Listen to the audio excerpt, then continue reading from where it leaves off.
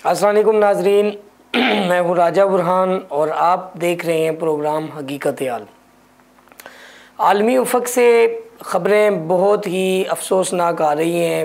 मुसलमानों की हालत ज़ार बहुत ज़्यादा इस वक्त मीडिया के सामने है और इसको मैनिपुलेट भी किया जा रहा है। इसराइल के मीडिया ने पूरी दुनिया के मीडिया को, CNN को और BBC को और बड़े बड़े जितने फॉक्स न्यूज़ और बड़े लेवल के जितने भी न्यूज़ चैनल्स हैं, मेन स्ट्रीम मीडिया है, उसको क्लच में लिया हुआ। फ़लस्तीनियों की बेतहाशा हलाकतें, शहादतें, बच्चों, औरतों और जवानों की जो लाशें हैं वो बिखरी हुई पड़ी हैं।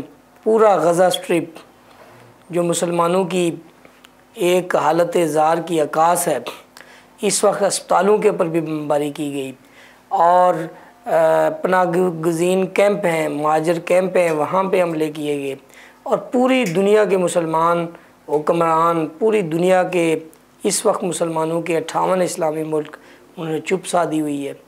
और मजाल है कि किसी ने कोई एक पावरफुल बयान दिया हो, उसके साथ मिस्र मौजूद है, उर्दन मौजूद है, लेबनान मौजूद है, सऊदी अरब मौजूद है, अरब मुल्क हैं, पाकिस्तान है, तुर्की है, ईरान है, लेकिन सवाए चंद एक जमा खर्च बयानात के कोई खातर खा काम नहीं। और इस वक्त सबसे बड़ी बात जो है वो ये है कि इसराइल एक छोटा सा मुल्क है, उसके जवाब में मुसलमान बिल्कुल ज़ीरो हो चुके हैं।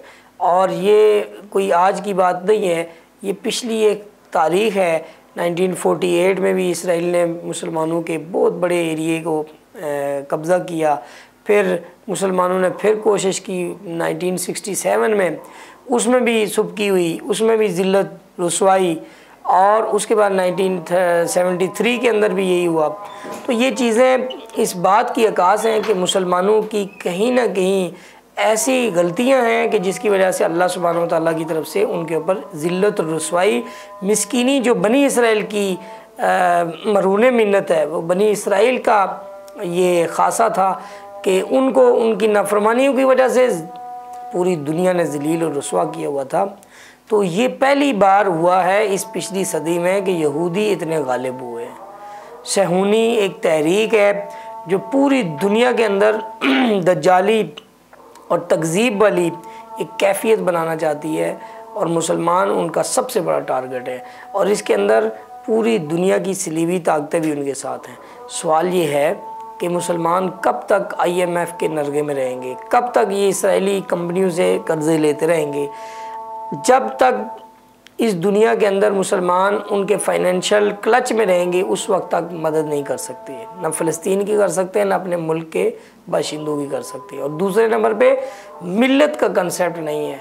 मुसलमानों को छोटी छोटी टुकड़ियों में तकसीम किया और उनकी वतनीयत का वो नारा बुलंद करके वतन से मोहब्बत है, लेकिन जब मामला आलमी सतह का होता है, जब मामला इस्लाम का होता है, जब मामला हमीयत और गैरत और उम्मत का होता है, तो वहाँ वतन नहीं होता, वहाँ पे एक आलमी सोच होनी चाहिए। तो ये आलमी सोच उस वक्त आती है जब खिलाफत का निज़ाम आता है। लेकिन इस सिलसिले के अंदर जो मुसलमानों के मौजूदा सिनेरियो है, इसमें बहुत अफसोसनाक बात है अवाम के अंदर भी और हुक्मरानों के अंदर। अवाम हमारा वर्ल्ड कप देख रही है, ये देखने की बात है कि इस वक्त पूरी दुनिया में मुसलमान ज़लील और रुसवा हो रहे हैं, मुसलमान तबाह बर्बाद हो रहे हैं, क्लस्टर बम मारे जा रहे हैं, फास्फोरस बम मारे जा रहे हैं, मुसलमानों को तबाह किया जा रहा है। गज़ा के अंदर मुसलमानों की खून की होली खेली जा रही है, मुसलमान वर्ल्ड कप देख रहा है, मुसलमान अय्याशियाँ कर रहा है। तो ये बहुत बड़ा लम्हा फ़िक्री है। तो इस वक्त करने के काम ये हैं कि मुस्लिम हुक्मरान बेशक इस वक्त बहुत बुरी कैफियत के अंदर हैं, पूरी दुनिया का दबाव प्रेशर है उनके ऊपर, और सबसे बड़ा प्रेशर तो उनकी बेगरती का प्रेशर है। और उसके बाद जो बड़े लेवल का है कि उन्होंने कर्ज़े लिए हुए हैं, उनकी फ़ाइनेंशियल क्राइसिस से गुज़र रहे हैं, पूरे मुल्क में अबतरी है, अमन नहीं है, बदअमनी है, खौफ हरास है, दहशतगर्दी है। इस सिलसिले में क्या हल है? हल ये है कि ये अल्लाह से किए हुए वादे को पूरा, ये हेल्प जो लेते हैं हमारे पार्लियामेंटेरियंस, हमारे वज़राए आज़म, ये सारे इस्लामी मुल्कों के, ये मज़हब से दो नंबरी ख़त्म कर दें और ये अल्लाह के हो जाए तो उम्मीद है कि अल्लाह सुब्हानहू व तआला, जो उम्मीद वासे का यकीन है कि अल्लाह वापस हमारी निशात सानिया दुनिया को दिखाएगा और वापस हम पलटेंगे वो शेर बन के आएंगे।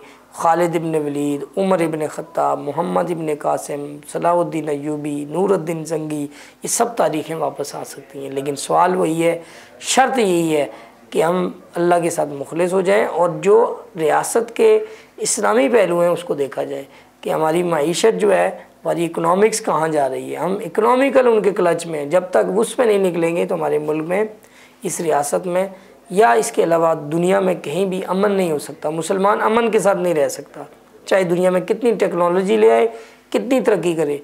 इस तरक्की के पीछे जब तक रियासत के सुनहरी उसूल नहीं होंगे जो अल्लाह के नबी मोहम्मद सल्लल्लाहु अलैहि वसल्लम ने बयान किए। इंशाअल्लाह मुलाकात होगी।